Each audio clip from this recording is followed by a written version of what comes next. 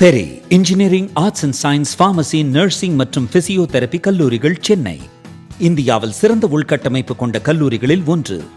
100% வேலை வாய்ப்பினை உறுதி செய்யும் சாதனை. ஆயிரக்கணக்கான பிற கல்லூரி மாணவர்களுக்கும் வேலை தந்த பெருமை. பெரி, எங்கள் கண்களில் உங்கள் கனவுகள். 7 தலைமுறைகள் பாரம்பரியமிக்க ஒரே சித்த மருத்துவ ஸ்தாபனம் சேலம் சிவராஜ் சித்த வைத்தியசாலை. இப்பொழுது சேலம், ஈரோடு, சென்னை, ஹொசூர், திருப்பத்தூரில் தினசரி மருத்துவரை சந்திக்கலாம். தொடர்புக்கு 9842722500. 2 ஸ்பூன் போதும். Lion date syrup. இதுல அயன், ஃபைபர், விட்டமின்ஸ், நோய் எதிர்ப்பு சக்தி அதிகமா இருக்கு. Lion date syrup. நேர்களே வணக்கம், இது சாணக்கியா. மீண்டும் நம்மோடு நமது ஆசிரியர் இணைந்திருக்கிறார். கேட்பது நிறைய இருக்கிறது, வாருங்கள் கேட்கலாம். வணக்கம் சார். ஜம்மு காஷ்மீரில் நடந்த பயங்கரவாத தாக்குதல் நாடே கொதித்தெழுந்திருக்கிறது. ஒரு பக்கம் என்ன நடக்கும், என்ன நடந்திருக்கிறது, இது அடுத்தடுத்து என்ன அப்படின்னு பல டெக்னிக்கலாக மிலிட்ரி ஆஸ்பெக்ட்ஸோட, டிப்ளமேட்டிக் ஆஸ்பெக்ட்ஸோட ஒரு பக்கம் போயிட்டுருக்க பாலிடிக்ஸ் கூடவே சேர்ந்து நடந்து வருகிறது. அதில் வந்த வார்த்தைகளும் ஒருத்தருடைய டேக்ஸும், அதில் ஒரு கண்டனம் அப்படின்ற வார்த்தையை தாண்டி வந்த எக்ஸ்ட்ரா இருக்கக்கூடிய ஃபிட்டிங்கான வார்த்தைகள் ஒவ்வொன்றும் பல அரசியல் துணிகளை இப்படிலாம் யோசிப்பாங்களா அப்படின்ற மாதிரி நம்மளை அச்சப்பட வைக்கிறது. அதில் சில விஷயங்கள்லாம் நான் கேட்கணும்னு நினைக்கிறேன். முதல்ல இந்த பயங்கரவாத தாக்குதல், அதை ஒட்டி நடந்தக்கூடிய இந்த அரசியல் உங்கள் பார்வை. அதுதான் ரொம்ப துயரமான விஷயம். நமக்கு என்னென்னா, அந்த 26 பேருடைய வாழ்க்கை அண்டு கூட இருந்தவங்களுடைய பீதி, அந்த குழந்தைகள் மனத்தில் ஏற்பட்டிருக்கக்கூடிய ரணம், இதெல்லாம் ஒரு ஒப்பிட முடியாத விஷயம். அதை கண் முன்னாடி பார்த்த குழந்தைகள் என்ன பீதி அடைஞ்சிருப்பாங்க. அதாவது சுட்டுக்கொன்று ஒரு ஆள் ஒரு பிணமாகிறதுங்கிறது சினிமாவில் பார்த்த ஒரு விஷயம். பட் அது என்னன்னு தெரியாது அவங்களுக்கு. கண்கூட பார்க்கும்போது ஒரு ஹாப்பி மூமெண்ட்டில் நின்றவங்களுக்கு ஒரு ஒரு ஒரு டைம் பாஸுக்காக ஜாலியாக சிரித்து பேசி அப்படி இருந்தவங்களுக்கு ஒரு 10 நிமிஷத்தில் மொத்தமும் தலையில் மாறுங்கிறது கற்பனை பண்ண முடியாத பீதி. அதுதான் அந்த பீதினா என்னன்னு அப்போ தான் தெரியும். அது பேய், பிசாசு, பாம்பு, தீ, இது மாதிரிலாம் அதை ஃபேஸ் பண்ணும்போது வரக்கூடிய பீதியை விட ரொம்ப அநியாயமானது, அன்எக்ஸ்பெக்டட் கம்ப்ளீட்டாக. அது ஒரு பெரும் துயரம், ஒரு மாறாத வடு. அப்படின்னா ஒரு பெரிய ஒரு கொடுமை என்ன நடக்குது, எல்லாத்தையுமே அரசியலாக பார்க்குறது. இதை டிஃபென்ஸ் ரீதியாகவும் டிப்ளமசி ரீதியாகவும் தான் நீங்கள் ஹேண்டில் பண்ணணும். நமக்கு சமாதானமாக போகணும், சண்டை பிடிக்கணும், ரெண்டுமே செய்யணும். அதுக்கு ஒரு பேலன்சிங் ஆகிட்டு அதுக்கு தான் அரசாங்கம் இருக்குது. அது மற்றவங்களாம் பார்க்க போகிறாங்க. ஆனால் அதில் கூட ஒரு பாலிடிக்ஸ் பண்ணுவேன் அப்படிங்கிற கிளம்புற, அதை கூட ஒரு அவதூறாக சித்தரிப்பேன், அதை கூட ஒரு பிளவுவாதத்துக்கு பயன்படுத்துவேன்னு கிளம்புறது தான் ஒரு பெரிய ட்ராஜிக்கான விஷயமா இருக்குது. அதற்கு நம்முடைய அரசியல்வாதிகள் ஒரு 24 மணி நேரம் கூட பொறுக்க மாட்டாங்கிறது இன்னும் பெருந்துயரமாக இருக்குது. நாளைக்கு 4-5 விஷயங்கள் எமர்ஜ் ஆகும்போது செக்யூரிட்டி லேப்ஸ் அப்படின்னோ, இதன் மூலமாக பிஜேபி கவர்மெண்ட் மைலேஜ் எடுக்குதுன்னோ, நாளைக்கு நாளை கழிச்சு நீங்கள் பேசிட்டு போங்க. நம்ம புரிஞ்சுக்கலாம். எல்லாத்தையும் அரசியலாக்குறவர்கள் சிஏஎல் அரசியலாக்குறாங்க, வக்ஃபுல் அரசியலாக்குறாங்க, ட்ரிபிள் தலாக் அரசியலாக்குறாங்க. ட்ரிபிள் தலாக்கில் ஒரு நான் முஸ்லீம் கூட பயனடைய முடியாது. முஸ்லீம்லேயே அந்த பெண்ணுடைய குடும்பத்தை அல்லாதவர் பயனடைய முடியாது. யார் நம்ம ஆளூர் சாணவாசன் நம்ம பேட்டி கேட்டு சொன்னோம். அவர் யார் மேலேயும் வழக்கு போட முடியாது, அவர் மேலே யார் வழக்கு முடியாது. அவருடைய குடும்பத்தினர் தவிர, ரத்த உறவுகள் தவிர. இவ்வளோ சேஃப்கார்டு இருக்கும்போது எப்படி மிஸ்யூஸ் ஆகும்? அது எந்த மதம், யார் இந்துத்துவம் இருந்துக்க சிஏல ஆட்சி போச்சு சொல்லிட்டு இருந்தாங்க. எல்லாருக்கும் போச்சுன்னு அது இந்தியா முழுக்க போராட்டம். எப்படி இப்போ ஒவ்வொரு இடமா போட்டு இதுதான் அந்த இடம், அதுதான் அந்த இடம். கோவிட் மட்டும் வரணும், எங்கே கொண்டு போய் நிப்பாட்டி ஒவ்வொரு ஊர்லேயும் ஒரு ஷாஹின் பாக் சொன்னாங்களே. தண்டையார்பேட்டையின் ஷாஹின் பாக், தஞ்சாவூரின் ஷாஹின் பாக் போட்டு இருந்தாங்க ஒவ்வொரு ஊர்லையும். அப்போ அது என்ன ஆச்சு அப்படிங்கிறது நம்ம யோசிக்கிறோம். இல்லை, அதே மாதிரி வக்ஃபுக்கு யாருடைய நிலமும் யாரும் தொட போகிறதே இல்லை. ஒரு முறைப்படுத்துறதுக்கான ஒரு முயற்சி. அது நீதிமன்றம் ஸ்க்ரூட்டினி இருக்கு. எல்லாமே 370 எல்லாமே பார்த்தீங்கன்னா சட்டப்படி, நியாயப்படி. அம்பேத்கர் எதை சொன்னாரோ அதை பிஜேபி கவர்மெண்ட் செஞ்சிருக்கு. 370 அம்பேத்கர் ஏற்றாரா? அவர் சட்டத்துறை அமைச்சராக இருக்கும்போது 370 அவர் நிறைவேற்றினாரா? பார்லிமெண்ட்டில் 370 தாக்கல் பண்ணது யார்? அம்பேத்கரா? எப்படி ஒரு சட்டத்துறை அமைச்சர், ஒரு கான்ஸ்டியூஷனுடைய ஃபாதர், அவர் தாக்கல் செய்யாத ஒரு சட்டம் வந்துச்சு? அப்போ ஏன் வந்துச்சு? இதெல்லாம் எழுதப்படலையா, டிஸ்கஸ் பண்ணப்படலையா? இதை பற்றி அவர் என்ன சொன்னாங்க தெரியாதா? அப்போ அம்பேத்கரை ஃபாலோ பண்ணுறேன், அவரை வச்சு கட்சி நடத்துகிறேன்னு சொல்கிறவங்க 370 காரணம்னு சொல்லி சொன்னாங்கன்னா அரசியலுக்காக எந்த எல்லைக்கு செல்வார்கள்னு பார்க்குறோம். இஸ்லாமியர்கள் ஓட்டோ, கிறிஸ்டின் ஓட்டோ உங்கள்கிட்ட தான் இருக்குது. அது யாரும் எடுத்துகிட்டு போக முடியாதுன்னு வச்சு அது உங்கள் ஓட் பேங்க்னு மாறிடுச்சு. உங்களுடைய ஃபிக்ஸட் டெபாசிட்டில் இருக்குது. அது இன்னொரு ஒரு ஆர்டிலையோ ஒரு சேவிங்ஸ்லையோ இருந்துச்சுன்னா யாரும் எடுத்துகிட்டு போகிறாங்களே, அது எஃப்டியில் இருக்குது. அது யாருமே எடுக்க முடியாதுன்னு. விஜய் வந்தாலும் எடுக்க முடியாது, ஏடிஎம்கே பிஜேபி இருந்தாலும் முடியாது, ஏடிஎம்கே தனியாக எடுக்க முடியாது. எல்லாரும் கண்கூடாக பார்த்துட்டாங்க. அது உங்களுடைய ஓட் பேங்க். இது யாரெல்லாம் வச்சிருக்கிறீங்களோ அத்தனை வரைக்கும் ஒட்டு மொத்தமாக இருக்குது. காங்கிரஸ் அங்கே தான் இருக்குது, திமுக அங்கே தான் இருக்குது, 2 கம்யூனிஸ்ட் அங்கே தான் இருக்குது, மதிமுக அங்கே தான் இருக்குது, விடுதலை சிறுத்தை அங்கே தான் இருக்குது, இன்னும் மனித மக்கள் கட்சி அங்கே தான் இருக்குது, இன்னும் எஸ்டிபி அங்கே போய் நிற்குது. அப்போ யாரெல்லாம் இந்த சிறுபான்மை வாக்களை தொட முடியுமோ அவர்கள் அத்தனை பேர் ஒரு இடத்துல இருக்காங்க. அப்போ இது யார் இது சேதாரம் பண்ணு? அப்புறம் எதுக்கு அரசியல்? உங்களுக்கு புரியல. நீங்கள் வந்து இல்லாத ஒன்றை அடைவதற்காக நீங்கள் அரசியல் செய்யணும் புரிஞ்சுக்கலாம், ஏற்க முடியாட்டா கூட. இருக்கிற ஒன்றை நீங்கள் எதுக்காக நீங்கள் திரும்ப அரசியல் பண்ணீங்கிறதான் ஒரு வேதனை வருது. அப்போ அது ஒரு 48 மணி நேரம் கழிச்சு கூட இல்லை, அதை அந்த அடுத்த நிமிஷத்துலேயே பண்ணும்போது ஒரு பெரிய ஒரு ஆச்சரியமா இருக்கு. என்னப்பா இது இல்லாமல் அரசியல் பண்ணுவீங்க அப்படிங்கிறது, இப்படி இல்லாமல் அரசியல் பண்ணுவீங்க அப்படிங்கிறதும் இப்போவே அரசியல் பண்ணுவீங்களா அப்படிங்கிறது, இதுதான் ஒரு பெரிய துயரமாக பார்க்குறோம். எல்லா தலைவரும் சொன்னதும் அதே கணக்கில். நீங்கள் அம்பேத்கரை கோட் பண்ணீங்க. நான் அம்பேத்கர் வழி வந்த ஒரு அரசியல் தலைவரை பற்றி நான் கேட்கணும்னு நினைக்கிறேன். திருமாவளவன் அவருடைய ஸ்டேட்மெண்ட் ரொம்ப ஷாக்கிங்காக இருந்தது. எஸ், அவர் வந்து செக்யூரிட்டி லேப்ஸை குறை சொன்னார், இன்டெல் கொடுக்கலையான்னு கேட்டார், அமித்ஷா அவருடைய ராஜினாமாவை கேட்டார், அதுக்கு திரு அண்ணாமலை அவர்கள் பதில் கொடுத்தாரு. ஓகே, அந்த கான்டெக்ட் பார்க்கும்போது நீங்கள் சொன்ன இந்த ஃபர்ஸ்ட் போர்ஷன் நம்ம வந்து வைப்போம் முதல்ல. அதாவது ஒன்று இன்டெலிஜென்ஸ் ஃபெயிலியரு, ரெண்டாவது வந்து ராஜினாமா பண்ணோம், இது எல்லாமே உண்மையாக இருக்கலாம், நமக்கு தெரியாது புரியுங்களா. இது வந்து அந்நிய நாட்டு சதி அப்படின்னு சொல்கிறது வந்து எவ்வளோ வந்து ஒரு நமக்கெல்லாம் வெளியே தெரியாத விஷயமா இருக்கும். உள்நாட்டு சதி இருக்காங்கிறது நமக்கு தெரியாமல் இருக்கும், சரிங்களா, நம்ம ஓரமானிப்போம். ஆனால் பாம்பே தாக்குதல் நடந்தபோது, மும்பை தாக்குதல் 26/11 நடந்தபோது பாராளுமன்றத்தில் ஒரு அமைச்சரே எழுந்திருந்து இந்த மாதிரி வந்து இதுக்கு உள்ளவர்களாக இருக்கும், இந்துக்கள் உள்ள பண்ணியிருப்பாங்கன்னு பேசினார். அதை வந்து என்ன செய்ய சொல்கிறீங்க, மதவாதம் எது அப்படிங்கிற யோசிக்கல.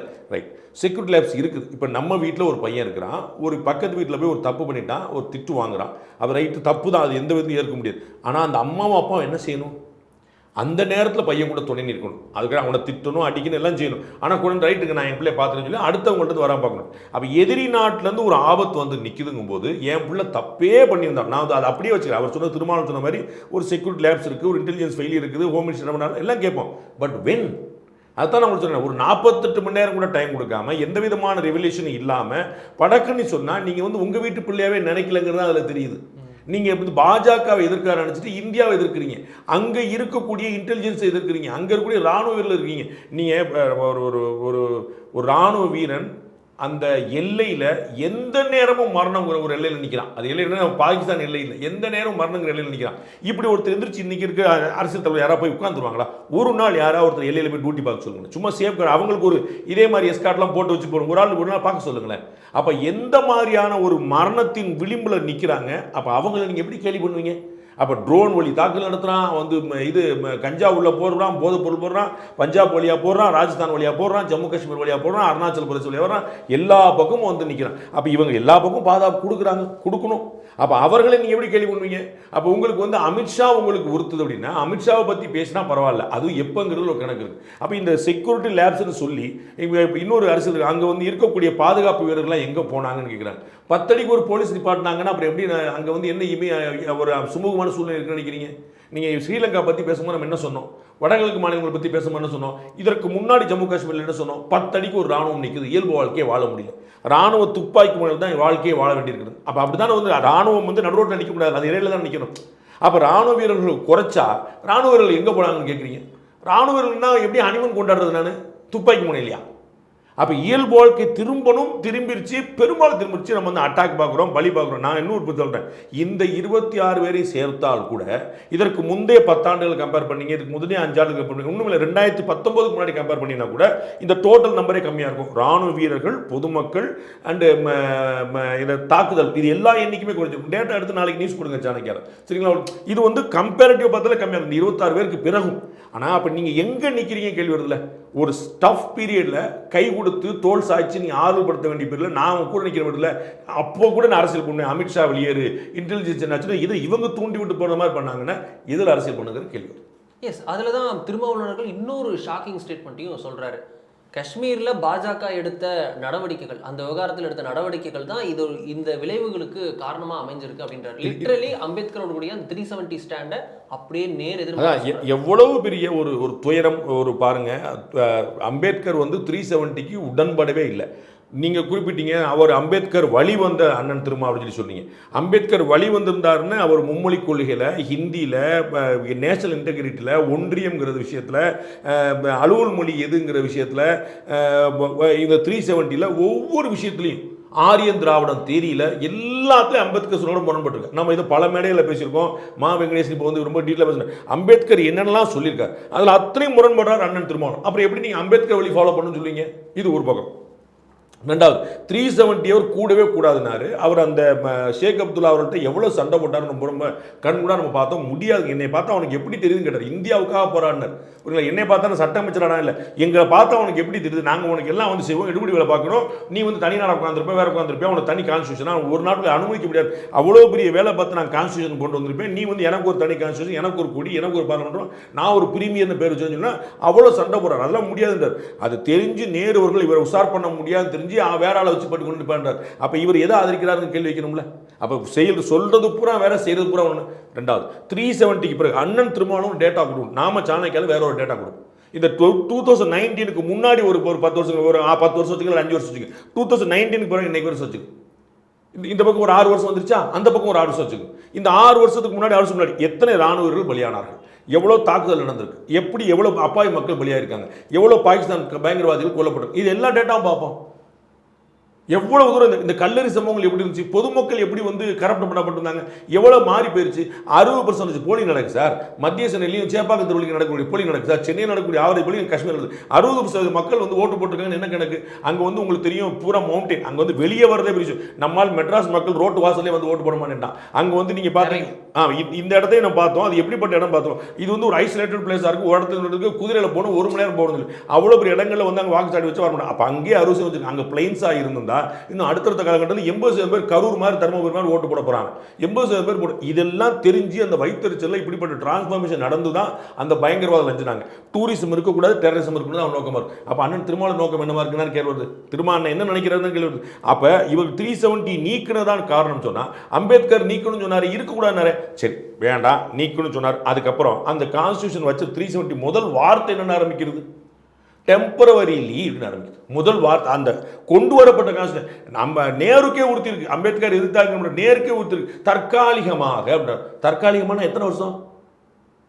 பொன் விழா கொண்டாடி வைர விழா கொண்டாடி 75 வருஷம் கழிச்சா அப்படி வந்துட்டு இருக்கிறதா? ரைட். அப்புறம் 370 எப்படி அப்ளிகேட் பண்ணப்பட்டது? ஒரு ரத்தம், ஒரு துப்பாக்கி, ஒரு சண்டை. எவ்வளோ பியூட்டிஃபுல்லாக கொண்டு போனாங்க. 2 பாராளுமன்றத்தில் 2 அவைகளையும் கொண்டு வந்து எவ்வளோ ஜனநாயகபூர்வமாக கொண்டு வந்தாங்க. எமர்ஜென்சி. அதான் சொல்ல வந்தேன். இந்திரா காந்தி மாதிரி கொண்டு வந்தாங்களா? பிரியாம்பிள் கரெக்ஷன் பண்ணப்பட்டது எப்போ? நீங்கள் இந்த அம்பேத்கர் கொண்டு வந்த பிரியாம்பிளே நீங்கள் மாற்றி வச்சீங்க. எப்போ மாற்றி வச்சீங்க? அப்புறம் இன்னைக்கு நீட் பட்ஜெட் பெருங்காரணமாக இருக்கக்கூடிய கல்வி பொதுப்பட்டியல் எப்போ மாற்றப்பட்டது? எல்லாத்தையும் அந்த எமர்ஜென்சி செஞ்சது பார்லிமெண்ட். எமர்ஜென்சியே பார்லிமெண்ட் அப்ரூவல் வாங்கலையே. நம்மளாம் பாடம் படிச்சோம்ல, அப்போ வந்து பார்லிமெண்ட்டுக்கு ஒரு செஷன் இருக்குது, அதுக்கு ரைட்ஸ் இருக்குது, அதே தான் நடந்துச்சா? அப்போ முழுக்க முழுக்க சட்டவிரோதமாக செஞ்ச காங்கிரஸ் கட்சிக்கு துணை நின்று கூட்டணி வச்சு எலெக்ஷனில் ஓட்டு கேட்டு கூட நின்று முழுக்க முழுக்க ஜனநாயகபூர்வமாக செயல்படக்கூடிய ஒரு கட்சி வந்து சொல்கிறாங்க 370 பண்ணதான் பிரச்சனை. என்ன பண்ணாங்க? என்ன தப்பு நடந்திருக்கு? எவ்வளோ டூரிஸ்ட் வந்திருக்கு? அந்த டேட்டா எடுத்து போடுங்க. நடந்த டேட்டா அப்புறம் எடுத்து நாங்கள் நம்பர்ஸ் பேசுகிறோம்ல சார், மற்ற எதுவுமே விட்டுருங்க. அண்ணன் திருமாவளவன் ஜெயிச்சாரா தோத்தாரா? எதை வச்சு சொல்வீங்க? பாராளுமன்ற தேர்தலில் போட்டிட்டாரு மக்களவையில். அவர் சிதம்பரத்தில் ஜெயிச்சாரா தோத்தாரா? ஜெயிச்சார். எதை வச்சு சொல்றீங்க? நம்பர்ஸ். அவர் எவ்வளோ ஓட்டு வாங்கினார் அடுத்த. அப்போ வந்து அதோட அதிகமாக இவர் நம்பர் பேசணும்ல, நான் டேட்டா பேசணும். ஏதாவது ஒரு டேட்டா மாறி இருக்கட்டும். நான் சொன்னேன் 26 பேருடைய பலிக்கு பிறகும் நான் சொல்கிறேன். நான் உன்னை இதை தூக்கி போட்டு சொல்ல. ரைட். அமித்ஷா அவர்கள் ராஜினாமா பண்ணணும். ரைட். அப்போ கள்ளக்குறிச்சி சம்பவத்துக்கு யார் ராஜினாமா பண்ணணும்? கூட நிற்கிறதுக்கு யார் ராஜினாமா பண்ணணும்? மதுரையில் பட்டியல் தோல் கொல்லப்படுறதுக்கு யார் ராஜினாமா பண்ணணும்? நாங்குநேரில் துரத்தி வந்து பட்டியலில் மாணவர்கள் கொல்லப்படுறதுக்கு தாக்கப்படுறதுக்கு யார் ராஜினாமா பண்ணணும்? தமிழ்நாடு முழுக்க இந்த சம்பவம் நடக்குதான் நடக்குது. ஆனால் திருமாவளவன் பேசட்டும், எங்கேயுமே நடக்கலாங்க பேசட்டும், நம்ம வந்து சரின்னு சொல்லுவோம். நம்ம ஒன்றும் பிரச்சனை. நான் வந்து மிகைப்படுத்துகிறேன், திசை திருப்புறேன். அண்ணன் திரும்ப கரெக்டாக சொல்கிறாரு, இப்படி நடக்கல. ரைட்டு. அப்போ நம்ம ஒரு டஃப்பான பீரியடில் நம்ம கூட நிற்கிறது தான் மற்ற. நான் 100 பேட்டி கொடுத்துருக்கேன். நீ பார்த்துப்பேன். கள்ளக்குறிச்சி சம்பவத்தில் முதலமைச்சர் ராஜினாமா பண்ணணும் நம்ம சொன்னோமா? எங்கேயா ஒரு இடத்துல இருக்குமா பாருங்க. உங்களுக்கு பொறுப்பு வந்து யாரு? நம்ம கட்டாயம் கேட்கணும். அது ராஜினாமா பண்ணுறோம். எத்தனை ராஜினாமா பண்ணுறது மொத்தம்? அப்போ உங்களுக்கு இதில் அரசியல் தானே வந்து நிற்குது. 2018 சொன்னீங்க. அது திருமாவளவன் அவர்கள் கேட்பாரா? காவிரிக்கு ஒரு டைம் தேர்தலா, இதுக்கு ஒரு டைம் தேர்தல். எவ்வளவு பண்ண முடியும்? நீங்கள் பண்ண முடியுமா? நம்ம அது இது நடக்காது, நடக்கக்கூடாது, தேவையற்றது. அப்போ இதில் தான் அரசியல் வந்து நிற்குது. அது நான் திமுக இல்லை, பாஜக இல்லை, யாராக இருந்தாலும் சொல்லணும். அப்போ நீங்கள் பொறுப்பேறுகள், நாளைக்கு நடக்காமல் தடுங்க. அதுதான் நம்ம சொல்லணும். இன்னொரு கள்ளக்குறிச்சி நடக்கூடாது. ஆனால் கள்ளக்குறிச்சியில் ஏன் பெரும்போ வந்துச்சு? மரக்காணத்துலையும் விழுப்புரத்துலையும் வந்து அந்த பிரச்சனை நடந்தனால தான். அங்கே வந்து இதே மாதிரி ஒரு சம்பவங்கள் நடந்தது. அங்கே ஒரு 20-22 பேர்கிட்ட இறந்தாங்க. திருப்பி பின்னாடி இங்கே வந்து நிற்கும் போது ஒரு பரீட்சைகள் என்னங்க இப்போ தான் நடந்துச்சு, திரும்ப வந்து நிற்கிறேங்கனால பிரச்சனை வந்துச்சு. அப்போ அதே மாதிரி தொடர்ந்து நடக்காமல் இருக்க தான் நம்ம பார்க்கணும். அப்போ இவர் யாரையுமே ராஜினாமா சொல்ல மாட்டார். பாஜக காரணம் தான். பாஜக என்ன செஞ்சு சொல்லணும்ல? 370க்கு பிறகு, 370க்கு முன்னாடி எல்லா டேட்டாவும் பேசுவோம். மாணவர் சேர்க்கை பேசுவோம், இன்வெஸ்ட்மெண்ட் பேசுவோம், ராத்திரியில் சினிமா வந்து பேசுவோம், சட்டம் ஒழுங்கு பேசுவோம். அப்போ கோழைத்தனமாக நேரடியாக யாரும் மொஹரம் ப்ராசஸ் நடந்தது? எல்லாமே முழு அமைதியோட மக்கள் வெளியில வந்து சந்தோஷமா நிறைவா தங்களுடைய மத உணர்வுகளை மன உணர்வுகளை எல்லாத்தையுமே வெளிப்படுத்துறாங்க சந்தோஷமா வித் ஆல் ஹாப்பினஸ். அவங்க எல்லாம் பாதுகாப்பு கொடுக்குறாங்க. பல பேர் சொன்னது போல அந்த பாதிக்கப்பட்டவர்களை 26 பேர் கொல்லப்பட்டவங்க குடும்பத்தையும் பாதி இஸ்லாமியர்கள் காப்பாற்றுறாங்க. அங்கே ஒரு குதிரையில் எடுத்துட்டு போன ஒரு இஸ்லாமிய சோதனை தான் சண்டை போட்டிருக்கான், சையதுன்னு பேர்.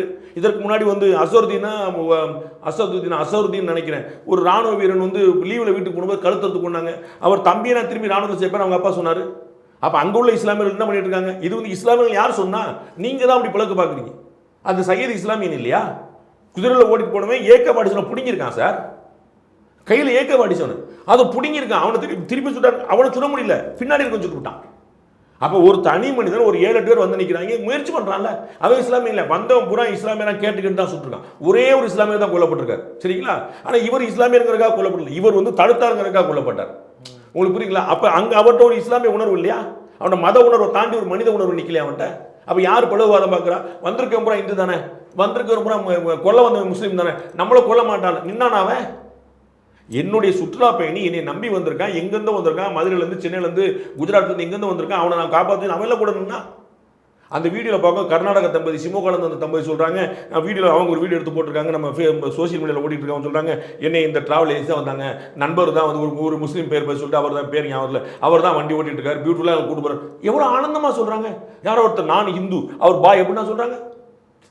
அவர்கள் வந்தவர் செத்தவர்கள் வரைக்கும் அத்தனை ஆனந்தமாக வந்திருக்காங்க.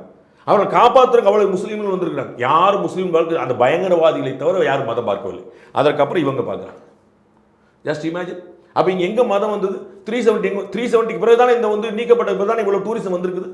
தால் ஏரியில் வந்து இவ்வளோ போட் எப்படி நிற்குது, போட் ஹவுஸ் எப்படி நிற்குது, அது எப்படி கமர்ஷியலாக மாறி நிற்குது, லோக்கல்காரங்களுக்கு எவ்வளோ வாழ்க்கை கிடைச்சிருக்குது. அந்த இடத்துல வந்து ஒரு குட்டி சுவிட்சர்லாந்து சொல்லுவாங்க, அவ்வளோ பெரிய நீங்கள் அந்த இடத்த பார்த்துருப்பீங்க. அவ்வளோ பெரிய இடத்துல இப்படி வந்து கேம்பை தூக்க முடியுமா? அப்போ அந்த இடத்துல காவல்துறையே இல்லை, இராணுவமே இல்லை, துணை இராணுவமே, அதுதானே பாதுகாப்பு. நீங்கள் கொடைக்கானல் போலீஸ் எங்கே, ஊட்டியில் இராணுவம் எங்கே நான் கேட்பீங்க. அப்படி ஊட்டி போல, கொடைக்கானல் போல, ஏலகிரி போல, ஏற்காடு போல மாத்திரதானே நோக்கம்.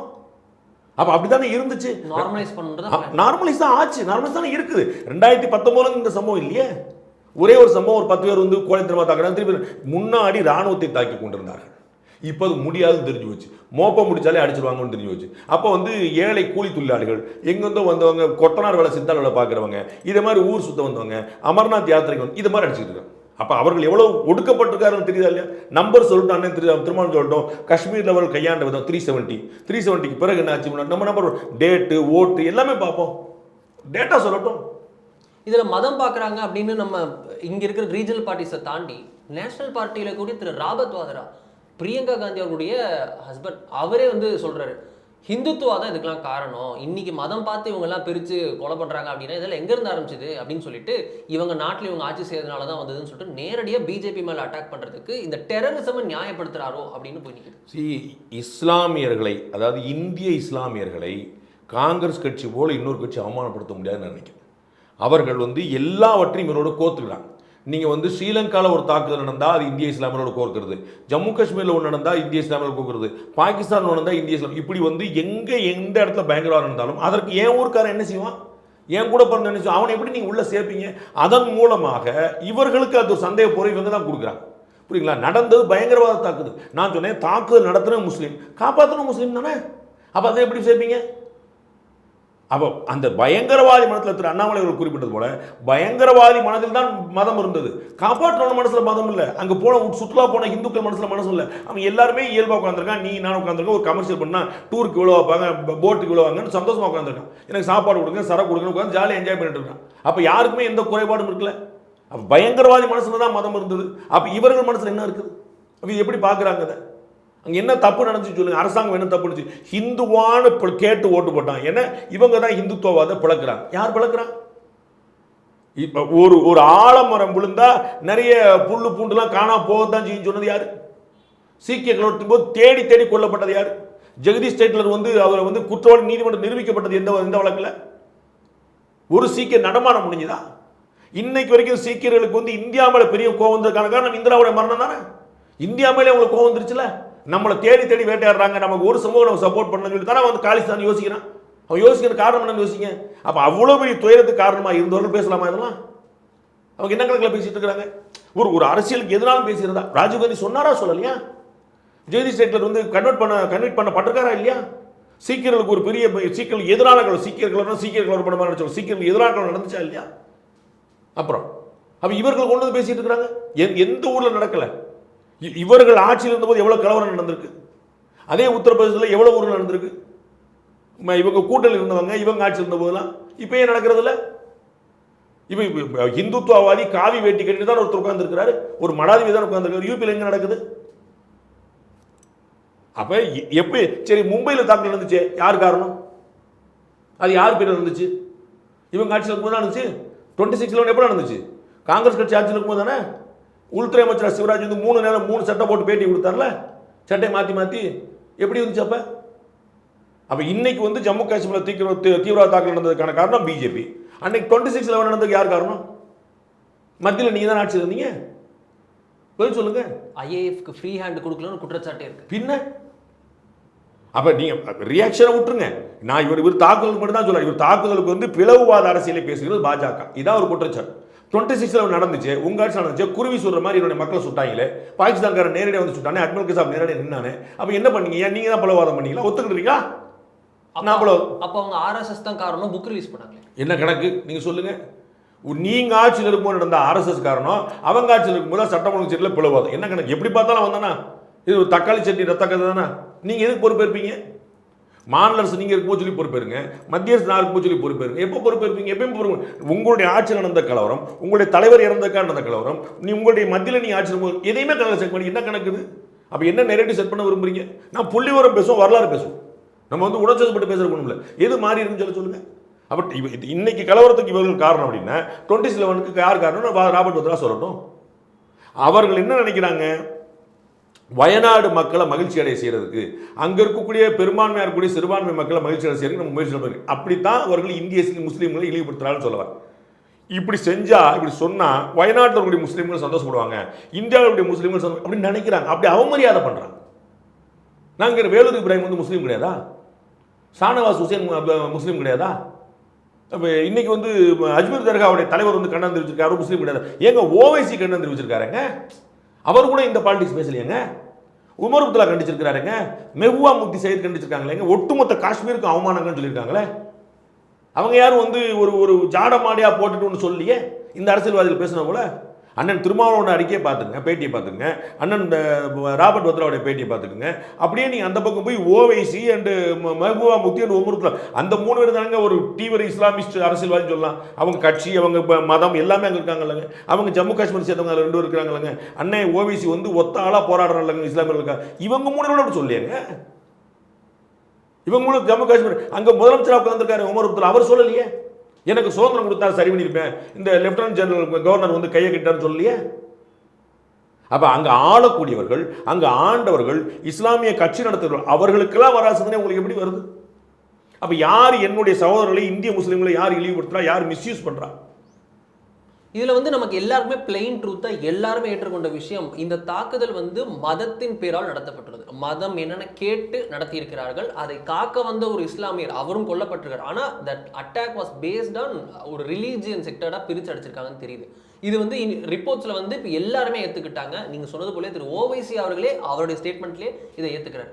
ஆனால் கார்கே அவர்கள் பேட்டியில் ஒரு ப்ரெஸ் கான்ஃபரன்ஸில் பேசும்போது ஆல் பார்ட்டி மீட்டிங் வேணும், அதெல்லாம் அப்படியே நிறையா ஜென்ரலைஸ்டாக பல ஃபேக்ட்ஸாக பேசுகிறார். அப்போ இந்த விஷயத்தை குறிப்பிட்டு ஒரு ரிப்போர்ட்டர் கேட்க, we need to find facts அப்படின்னு ஒரு லைன் சொல்கிறாரு. இதுக்கு வந்து நம்ம எப்படி வேணால் இன்டர்பிரிட்டேஷன் பண்ணலாம். ஆனால் இந்த கேள்விக்கு இந்த பதில் வந்த விதம், இதை நம்ம எப்படி புரிஞ்சுக்கலாம்? அவர் வந்து அந்த அந்த அக்யூசேஷனையே நிராகரிக்கிறார். காங்கிரஸ் கட்சி தலைவர்கிட்ட நீங்கள் வேறு எதிர்பார்க்க முடியாது. அவர்கள் வந்து ஒரு சொல்லுவாங்கல்ல, இஸ்லாமியர்கள் எல்லாரும் பயங்கரவாதிகள் இல்லை, பயங்கரவாதிகள் இஸ்லாமியர்கள், இந்த விவாதத்துக்குள்ளே நான் போகல. ஆனால் இந்திய முஸ்லீம்களை இழிவுபடுத்துறதுக்கான முயற்சி இந்த தலைவர்கள்ட்ட இருந்துகிட்டே இருக்கு. இவர்கள் தொடர்ந்து வந்து அவங்களை இவங்களோட கோத்து விட்டு அவங்க 2 பேரும் ஒன்று சொல்லி, இது எப்படி கணக்கில் ஏற்க முடியும்? அந்த ஒரு நாடு வேற, ஒரு மதம் வேற, ஒரு சில பயங்கரவாதிகள் வேற. இது ஏன் புரிஞ்சுக்க மாட்டேன்றாங்க? அது எப்படி ஒட்டுமொத்தமாக கலர் பண்ண முடியும்? நம்ம தலிபான்கள் கண்டிக்கிறாங்க.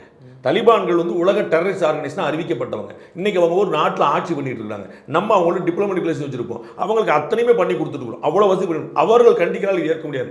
ஏன்னா போர்க்குழுவாக இருக்கிறதுங்கிற வேற, புரியுங்களா? நீங்கள் வந்து ராணுவத்துக்கு ராணுவ தாக்கல் நடத்துறது வேற. நான் ஒரு பயங்கரவாத குழு, நீ ஒரு பயங்கரவாத குழு. அவங்க வந்து அவங்க பாடல அவங்க பயங்கரவாத குழு இருப்பாங்க. எல்டிடியை ஸ்ரீலங்கா ராணுவம் எப்படி பார்த்துருக்கோம், ஸ்ரீலங்கா ராணுவத்தை எல்டிடி பார்த்துருக்கோம். அதை நீங்கள் ஆனால் அப்பாவி மக்களுடைய கொலை எப்படி ஏற்க முடியும்? அப்போ தலிபான்கள் கூட கண்டிக்கிறாங்க. உங்களுக்கு என்ன பிரச்சனை? ஓவைசி தெளிவாக சொல்லிட்டாரு எதன் அடிப்படையில் இந்த கொலை நடந்தது தெளிவாக சொல்லிட்டார். அந்த போராடி இறந்த ஒரு இஸ்லாமியரும் காப்பாற்ற போய் தான் இருந்தார். இல்லாட்டி அவர் காப்பாற்ற அவர் தப்பிச்சிருப்பார். அவர் வந்து ஒரு ட்ரூ இந்தியனா, ஒரு ட்ரூ முஸ்லீமா காப்பாற்ற போனார். காப்பாற்ற போய் தன்னுடைய உயிர் இழந்தார். இல்லைன்னா அது நடந்திருக்காது. அப்போ 26 பேர் 25 பேர் இருந்திருப்பாங்க, 26 நம்பர் இருந்திருக்காது. அப்போ அவர்கள்ட்ட இருக்கிற உணர்வே இவங்களுக்கு இல்லை. அந்த முஸ்லீம் வந்து நல்ல வேலை பார்ப்பேன், நம்மளை கொள்ள மாட்டீங்களா, அப்போ சரிங்க சொல்லிட்டு போய் என்ன இருக்கும்? சாரிங்க, இது ஒரு கையேறு நிலை தானே, யாருமே அவர் தப்பு சொல்லியிருக்க முடியாது. புரியுங்களா? நீ ஏன்பா போறோம்னு யாரா கேட்க முடியுமா? அங்கே 28 குதிரைக்காரங்க இருந்திருப்பாங்க, சரிங்களா? 26 பேர் இப்போ இறந்துருக்காங்கன்னா ஒரு 100 பேர் அங்கே இருந்திருப்பாங்க மொத்தம் குடும்பமாக சேர்த்து. அந்த 100 பேருக்கு வந்து 40-50 குதிரை அங்கே போயிருக்கும். ஏற்கனவே அந்த 50 குதிரைக்காரங்க சண்டைக்கு போலையே, ஒரே ஒரு வீர செய்ய தானே போனா. அப்போ மற்றவங்களாம் 49 போல யாருமே வருத்தப்படலையே. ஏன்னா அவன் உயிரை பாதுகாக்க போவான். அப்போ நீ ஏன்பா சண்டை போல? அவன் ராணுவ வீரன் கிடையாது. ராணுவ வீரன் உட்கார்ந்து தானே ஏன்பா போலன்னு கேட்கலாம். ஒரு குதிரைக்காரன் போல நம்ம கேட்க முடியாது அவனை. அப்போ ஒருவே ஒரு செய்ய வந்து அவ்வளோ வீரமாக போயிருக்கான்ல. அப்போ இவர்களுக்கு இருக்கக்கூடிய அந்த உணர்வு, அந்த இந்தியங்கிற ஒரு இவர்களுக்கு இருக்காங்கிற ஒரு $1,000,000 கேள்வி. இவங்க எதையுமே அரசியலாக்கிடுவாங்க. அதன் மூலமாக இந்திய முஸ்லீம்களுக்கு ஒரு இன்ஃபீரியாரிட்டி காம்ப்ளெக்ஸ் கொடுக்குறாங்கன்னு நான் சொல்லுவேன். இப்போ நம்ம எதாவது பேசினா நம்மளை தப்பாக சொல்லுவாங்களோ, நம்மளை நினைப்பாங்களோ, இப்படி இவர்கள் தொடர்புபடுத்தி நம்ம சொல்ல ஒரு நெரேட்டிவ் செட் பண்ண சொல்லுவோம்ல. பட்டை போட்டான், நாமம் போட்டான், காது குத்திட்டான், காவடி எடுத்துட்டான், கோவிந்தா கோவிந்தா அப்படின்னு இது மாதிரி நல்ல விஷயங்களை பூரா எப்படி ஒரு தப்பான விஷயமா நெரேட்டிவ் ஆக்கி விட்டாங்களோ, அதுபோல் இது மாதிரி எல்லா விஷயத்துலையும் முஸ்லீம்களோட தொடர்புபடுத்தி இந்திய முஸ்லீம்களுக்கே ஒரு இன்ஃபீரியாரிட்டி கிரியேட் பண்ணிட்டான். நம்ம ஏதாவது பேசினா நமக்கு ஆயிருமோ அப்படின்னு அவங்களை நம்ப வைக்கிறாங்க. உனக்கும் அதுக்கும் சம்மந்தம், எவனோ ஒருத்தன் பயங்கரவாத நான் ஏன்டா கொலை பண்ணணும் அப்படிங்கிற ஒரு எண்ணத்தை அவங்களுக்கு கொடுக்கல. I stand with India. நான் என்னுடைய கவர்மெண்ட், என்னுடைய அண்ணன் ஸ்டாலின் அவர்கள் என்ன சொன்னார், எனக்கு வாக்களிக்காதவர்களுக்கும் மகிழ்ச்சி அடைவில் நான் வந்து இப்போ அப்படி தான் நல்லா இருப்பாங்க. நீங்கள் பிஜேபி ஓட்டு போடுங்க, போடல, தட் இஸ் செப்பரேட் கேஸ். அது எலெக்ஷன் ரொம்ப பார்த்து. ஆனால் திஸ் இஸ் மை கவர்மெண்ட். நீ எம்ஜிஆர் எடுத்து வந்து ஒரு அரசியல் பண்ணி ஸ்ரீலங்காவில் பண்ணும்போது பார்லிமெண்ட்டில் பேசினார் வைகோ. எங்கள் ஊர் சிஎம் எப்படிங்க பேசலாம்? அன்னைக்கு ஒரு டிஎம்கே எம்பி. எங்கள் ஊர் சிஎம் எப்படிங்க நீங்கள் பேசுவீங்கன்னா பார்லிமெண்ட்டில் சண்டை போட்டார். அதுதான ட்ரூ ஸ்பிரிட். அப்போ இஸ்லாமியர்கள் பிஜேபி வாக்களிச்சாங்க, செப்பரேட் விட்டுருங்க. என்னுடைய கவர்மெண்ட்டுக்கு எதிராக நீ எப்படி சேலஞ்ச் பண்ணுவேன்? என்னுடைய நாட்டுக்கு எப்படி சேலஞ்ச் பண்ணுவேன்? என்னுடைய சவரில் எப்படி சுட்டுக் கொள்வேன்? அதான கேள்வியாக இருக்கும். அதுதான் இந்திய முஸ்லீம்களோட உணர்வாக இருக்குது. நல்லா ஞாபகம். பாகிஸ்தானுக்கு போங்க அப்படின்னு சொன்ன போது, அதற்கான வாய்ப்பு கொடுத்த போது, அதனால் உங்களுக்கு எந்த பிரச்சனையும் வரான்னு சொன்ன போது போக மாட்டேன்னு உட்கார்ந்து என்னுடைய முஸ்லீம். புரியுங்களா? ஏன் ஊர் சபுக்கு என்ன இன்னைக்கு நல்லா நிம்மதியாக மனசில் வச்சுருப்பாங்க, நல்ல வேலை பார்க்க போல. அங்கே போனால் ரோட்டிக்கு வரைக்கும் பஞ்சாயத்து. இங்கே பாருங்க எவ்வளோ நிறைவான வாழ்க்கை வாழ வேண்டியது. அப்போ உலகத்திலேயே அதிகமான 2ஆம் முஸ்லீம்கள் வாழக்கூடிய நாடாக இந்தியா உட்காந்து. அப்போ எவ்வளோ பீஸ்ஃபுல்லான ப்ராக்ரெசிவான ஸ்டேட்டாக இருக்குது. அப்போ அந்த உணர்வில் இருக்கிறவங்களுக்கு அவங்களுக்கு அது தெரியுது, இது நம்முடைய இடம் அப்படின்னு. இவங்க எப்படி பார்க்குறாங்க? இவங்களை யாரோட கம்பேர் பண்ணி பார்க்குறாங்க? இவங்க யாரோட ரிலேட் பண்ணி பார்க்குறாங்க? இது அவரெல்லாம் மறுபடியும் சொல்ல பண்ணோம். இஸ்லாமியர்கள் பொலிட்டிக்கலாக கொஞ்சம் யோசிக்கணும். திரு பிரசாந்த் கிஷோர் ஊர் புறம் பிரச்சாரம் பண்ணுறார். அப்போ வந்து சொல்லிட்டே இருப்பார், எத்தனை நாளைக்கு தான் மோடியை காட்டி லாலு மிரட்டி வாங்குவார், எத்தனை நாளைக்கு தான் லாலுவை காட்டி மோடி ஒன்று, 2 பேரும் எதிர் அரசியல் பண்ணி மிரட்டி வாங்கிட்டு இருக்காங்க, கொஞ்சம் உங்கள் பிள்ளைகளுக்காக யோசிங்கம்பார். அதுதான் நான் வந்து எல்லாத்தையும் சொல்லுவேன். நீ சும்மா அவங்க பூச்சாண்டி காட்டி உண்மை என்ன நீங்கள் யோசிங்க, டேட்டா யோசிங்க, டாக்குமெண்ட் பாருங்கள், வரலாறு பாருங்கள். என்ன அவங்க சொல்லி என்ன இருக்குங்க, அது அந்த தெளிவு வந்துருச்சுன்னா அது ஒரு ஓட்டர்ஸில் மாற்றாருன்னா அவங்க வளர்ச்சி வாய்ப்பு போயிடலாம். இதில் ஒரு பக்கத்தில் செலிபிரிட்டிஸ் அப்படின்னு சொல்லக்கூடியவங்க அவங்களும் வந்து இந்த இடத்துல வந்து ஒரு கீ ஸ்டேக் ஹோல்டராக வந்து நிற்கிறாங்க. அவங்க வந்து ஒரு கட்டத்தில் பார்ப்போம், பாலஸ்தீன் இஷ்யூக்கெலாம் ஆல் ஐஸ் ஆன் ராஃபா அப்படின்னு போட்டதெல்லாம் நம்ம பார்த்துருக்கோம். ஆனால் இப்போ வரைக்கும் எல்லாரும் கப்சி, யாரும் வந்து ஒரு கண்டனம் தெரிவித்ததாக கூட நமக்கு பெரிய நேம் ஸ்டேக் ஹோல்டர்ஸ்லாம் வந்து பண்ணதா தெரியல. இந்த விஷயத்தில் மட்டும் அமைதி, பார்டரை தாண்டி இது பண்ணுறாங்க. பார்டருக்குள்ளேயே ஒரு அநியாயம் அக்கிரமம் நடந்திருக்கு. எப்போ தான் வாய் திறப்பாங்க? அது வந்து ஒரு சிண்ட்ரோம்ங்க. அது வந்து ஒரு பாப்புலாரிட்டி சிண்ட்ரோம்னு ஒன்று இருக்குது. எல்லாரும் ஒன்று சொன்னால் நம்மளும் அந்த பக்கம் நிற்கணும் அப்படின்னு. அதை வந்து ரிவீட் அடிச்சிருவாங்கங்கிற மாதிரி ஒரு பயம் வந்துச்சுன்னா அப்புறம் பேச மாட்டாங்க. அதனால் நான் என்ன நினைப்பேன், இந்த பிரபலங்கள்லாம் எதை பற்றியுமே பேசாமல் அவங்களுடைய வேலையை மட்டும் பார்த்துட்டு தான் வந்து அரசியலும் அரசியல்வாதிகளும் பத்திரிகையாளர்களும் நீதிமன்றங்களும் சட்ட வல்லுநர்களும் அப்போ இராணுவ வீரர்களும் இவர்கள் பார்த்துக்கொள்வார். நீங்கள் ஒரு டாக்டராக இருக்கீங்களா, இன்ஜினியர் இருக்கீங்களா, உங்களுக்கு கோபமாக இருக்கா, போய் ஓட்டு போட்டு மாற்றிருக்கு, அவ்வளோதான். ஆளுக்கு கருத்து சொல்கிறேன் கிளம்பி இருக்கிற நெருப்பில் வந்து எண்ணெயை ஊற்றுற வேலையை பண்ணக்கூடாது. அதனால் பிரபலங்கள் எதை பற்றியுமே பேசாமல் தான் எனக்கு நல்லது. அது ரஜினிகாந்தாக இருக்கட்டும், கமல்ஹாசனாக இருக்கட்டும், ஷாருக்கானாக இருக்கட்டும், அஜித்தாக இருக்கட்டும், யாராக இருந்தாலும் ஆளுக்கு ஒரு கருத்து சொல்லி அவங்களுக்கு சில விஷயம் புரியாமல் போய் நீட்லலாம் அப்படி தான் மாட்டிட்டாங்க. சூர்யாவுக்கு வந்து பெரிய சிக்கல் வந்துச்சு. நீட்டில் அவர் வேறு ஒன்று சொல்ல தெரியலன்னா விட்டுலாம், ஒன்றும் பிரச்சனை இல்லை. நமக்கு நான் கல்வியாளராக இருக்க வேண்டிய அவசியம் இல்லை. ஏன்ட்ட நீங்கள் வந்து ஒரு 4-5 விஷயம் கேட்டு எனக்கு பதில் சொல்ல தெரியாமல் இருக்கும்ல, அது ஒன்றும் தப்பு கிடையாது. எல்லா கேள்விக்கும் பதில் தெரிஞ்ச பாண்டியன் ஒருத்தர் இருக்க முடியாது. அப்படி யாராலுமே இருக்க முடியாது. முடியாதுல்ல.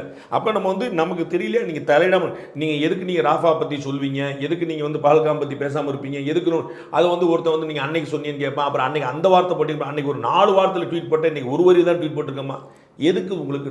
நீங்கள் எப்போதுமே மக்கள் மத்தியில் இருப்பீங்க, நாங்கள் நம்புகிறோம். அதோடு முடிச்சுக்கோங்க. நான் சப்போர்ட் பண்ணுறேன் கிளம்பி அதுக்கு 2 வார்த்தை சொல்லி இதுக்கு 2 வார்த்தை சொல்லி, இது ரொம்ப துயரமான. அவர்கள் தலையிடாமல் இருப்பது ஒரு நல்லது. இனிமேலாவது பாடம் கற்றுக்கணும். ஏன்னா இன்றைக்கி சோஷியல் மீடியா யுகம். அவங்க எல்லாரும் ஃபாலோ பண்ண உங்களுடைய பழைய ட்வீட் எடுத்து 10 நிமிஷத்தில் போட்டுரும். நீங்கள் டெலிட் பண்ண நினச்சாலும் எடுத்து கொடுமா, ஸ்க்ரீன்ஷாட் எடுத்து வச்சுருக்கான். அப்போ வந்து இது நமக்கு தேவையில்லாத வேலைன்னு சொல்லிட்டு அவங்க தெளிவுபடுத்தா போதும். எல்லா பிரபலங்களுக்கும் என்னுடைய வேண்டுகோள் தான். ஓகே சார், இதில் பைபார்ட்டிசன் கல்ச்சர், ஏன்னா அதான் என்னோட லாஸ்ட் கொஸ்டின். பைபார்ட்டிசன் கல்ச்சர் எப்போ இந்தியாவில் வரும்? நம்ம பார்க்குறோம், இஸ்ரேலில் அட்டாக் நடந்தோடனே வார் கேபினட்னு அனௌன்ஸ் பண்ணுறாங்க. எதிர்க்கட்சி ஆளுங்கட்சி சேர்ந்து ஒரு ஹமாஸுக்கு எதிராக ஒரு ஒருங்கிணைந்த ஒரு அரசு அமைக்கிறாங்க, போரிடுறாங்க.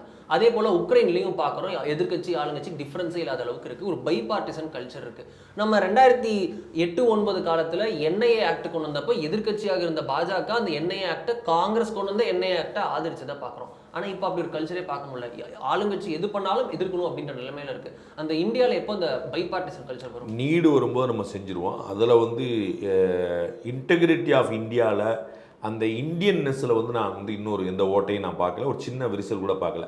அது சத்தம் காட்டாமல் செய்வாங்க, வெளியே அரசியல் செஞ்சுருவாங்க. நான் வந்து சின்ன குழு மட்டும் கொடுக்குறேன் உங்களுக்கு. ஒரு மசோதா வேண்டாம்னு நினச்சா அதுக்கு வந்து 2 விதமாக எதிர்ப்பு தெரிவிக்கலாம். ஒன்று எதிர்த்து வாக்களிப்பது, இன்னொன்று வெளிநடப்பு செய்வது. சரிங்களா? எதிர்த்து வாக்களிச்சிங்கன்னா ஆளுங்கட்சிக்கு சிரமமாயிடும். நீங்கள் வந்து வாக் அவுட் பண்ணிட்டீங்கன்னா ஆளுங்கட்சிக்கு வந்து மறைமுகமாக சாதகமாயிடும். அப்படியே தான் இந்த மாதிரி பல இடங்களில் நம்ம வந்து ஒரு மாற்று கருத்து இருந்தாலும் செஞ்சுருக்காங்களே தவிர இந்தியாவுக்கு எதிராக சிந்திச்சிட்டாங்கன்னா அரசியல் வெளியில் பேசுவாங்க. இதே அதான் சொல்ல இல்லை யோசிக்கல, பட் இல்லை அதுதான் சொல்லுவாங்க. எப்போ தேவையோ அப்போ செஞ்சுருக்காங்க. அது இந்திரா காந்தி காலத்தில், ராஜீவ்காந்தி காலத்தில், வாஜ்பாய் காலத்தில், மோடி காலத்துலையுமே கூட அதெல்லாம் நடக்கும். மோடி வந்து ஒரு அக்ரெசிவான லீடராக இருக்கனால இவர்களுக்கு அரசியல் எதிர்காலம் இல்லாமல் போயிருந்தோங்கிற ஒரு கவலையில் பண்ணுறாங்களே தவிர அந்த மாதிரியான ஒரு பெரிய சிக்கல்லாம் நம்ம வந்து எதிர்பார்க்க முடியல. சர்ஜிக்கல் ஸ்ட்ரைக்குலாம் ப்ரூஃப் கேட்ட நாட்கள் நம்ம பார்த்துருக்கோம். இல்லை அதான் அவங்களுக்கு என்னன்னா ஜெயிச்சுட்டாங்களே அப்படிங்கிறாச்சு. இந்தியா ஒரு ட்ரபுளில் இருந்தது அப்படின்னா நீங்கள் 4 பேர் சேர்ந்து நிற்கணும். இந்தியா ட்ரபுளில் இல்லை, இது அண்டர் கண்ட்ரோலில் தான் இருக்குது. நமக்கு வந்து அதை ஹேண்டில் பண்ண, ஆமாம், அவள் ஹேண்டில் பண்ணக்கூடிய இடத்துல இருக்குது. அதனால ஒன்றும் பிரச்சனை இல்லை. இந்த பிரச்சனை உட்பட எல்லாத்தையுமே ஹேண்டில் பண்ணக்கூடிய இடத்துல இருக்கிறாங்க. வந்து இந்தியா எல்லா விஷயங்களும் எதிர்கொள்வதற்கு தயாராகத்தான் இருந்துகிட்டு இருக்கு. அதனால் அது வந்து அது பொலிட்டிக்கலாகும். அதனால் வந்து இவங்களை நம்பிலாம் யாருமே இல்லை. பட் இவங்களை வந்து ப்ரீஃப் பண்ணிகிட்டே தான் இருக்கிறாங்க. அவங்க சொல்லிட்டு இருக்காங்க இவங்க பொலிட்டிக்கலாக சப்போர்ட் பண்ணுவாங்கிறது ஒரு இதை மாதிரி ஒரு ஓட் பேங்க் பாலிடிக்ஸ் எடுபடாதுன்னு வந்துச்சுன்னா சரியாயிடும். ரிவர்ஸில் ஒரு பொண்ணு நீங்கள் எப்போ கைவிடுவீங்கிறது இல்லை. உங்களுக்கு ஒரு மதிப்பு இருக்காருன்னா அதை கைவிட்டுருவீங்க. இப்போ உங்களுக்கு ஒரு லாபம் கிடைக்குன்னா அதை திரும்ப திரும்ப செய்வீங்க. ஒரு 10 இடத்துல திருடுறவன் 10 இடத்துலையும் வந்து பிடிபடலைன்னா 11 இடத்துல தைரியமாக திருடுவான். முதல்ல திருடுறவன் மறுநாளே மாட்டினா அடுத்த முறை திருட மாட்டான். இவ்வளோதான் எளிமையான பாயிண்ட். அவர்களுக்கு இது போன்ற அரசியல் மூலமாக வாக்கு கிடைக்காதுன்னு தெரிஞ்சிருச்சுன்னா இதை ஆட்டோமேட்டிக்காக விட்டு எல்லாருமே இந்த விகாஸ்க்கான பாலிடிக்ஸ் பேசாமல் எல்லாருமே வளர்ச்சிக்கான பாலிடிக்ஸ் பேச ஆரம்பிச்சிருவாங்க. அது வளர்ச்சிக்கான பாலிடிக்ஸ்க்கு ஒரு ஓட்டு வரணும். அப்படி வர ஆரம்பிச்சுன்னா ஆட்டோமேட்டிக்காக எல்லாரும் ஒன்னோட நான் பெற்று. இப்போ பாருங்கள், தமிழ்நாட்டில் வந்து 1000 ரூபா கொடுத்தாங்க, இதுக்கு ஒரு ஓட்டு விழுதுன்னு எல்லாரும் ஒரு மாய தோற்றத்துக்கு போயிட்டாங்க. இந்தியா முழுக்க வந்துருச்சே. அண்ணா அண்ணாமலை வந்து தேர்தல் வாக்குறுதி எப்போ கொடுத்துட்டு போயிட்டார், 2500 ரூபா கொடுப்போம் நாங்கள் ஆட்சி கொண்டாந்து போயிட்டாரு. இப்போ இந்தியாவில் பிஜேபி கவர்மெண்ட் கொடுக்க வேண்டியதாக போச்சு. அப்போ இதுதான் பாயிண்ட். அப்போ இது மூலமாக எல்லா இடத்துலையும் பரவுது இல்லையா? அப்போ ஒரு பாசிட்டிவான பாலிடிக்ஸ், ஒரு ஓட் பேங்க்லேயே ஒரு பாசிட்டிவான பாலிடிக்ஸ். இந்த மாதிரி மதவாதங்களுக்கெல்லாம் நாங்கள் வந்து ஓட்டு போட மாட்டோம்ப்பா, இந்த மாதிரி ஊழல் பிரிச்சாளுக்கெல்லாம் நாங்கள் ஓட்டு போட மாட்டோம்ப்பா அப்படின்னு வந்துருச்சுன்னா ஆட்டோமேட்டிக்காக தெரிஞ்சிடும். நீங்கள் வந்து விஷயம் வந்து முதல்ல ராவணன்ட்டு தான் இருக்கும், அதுக்கப்புறம் கும்பகர்ணனுக்கு மாறணும், அதுக்கப்புறம் தான் விபீஷணன் வருவான், அதுக்கப்புறம் தான் நீங்கள் ராமனை பற்றி யோசிக்க முடியும். உங்களுக்கு நேராக அவங்க வர அப்புறம் ஒரு லெவல் அப்போ முதல்ல வந்து அப்படி தான் இருக்கும். ஆனால் நீங்கள் வந்து அவனுக்கு வாக்களிக்க மாட்டேன், அவனோட பெட்டர் யார், இவனுக்கு வாக்களிக்க மாட்டேன், இவனோட பெட்டர், இப்படி கொஞ்சமாக இருந்துச்சுன்னா what you are expecting that will happen. ரொம்ப நன்றி. நன்றி.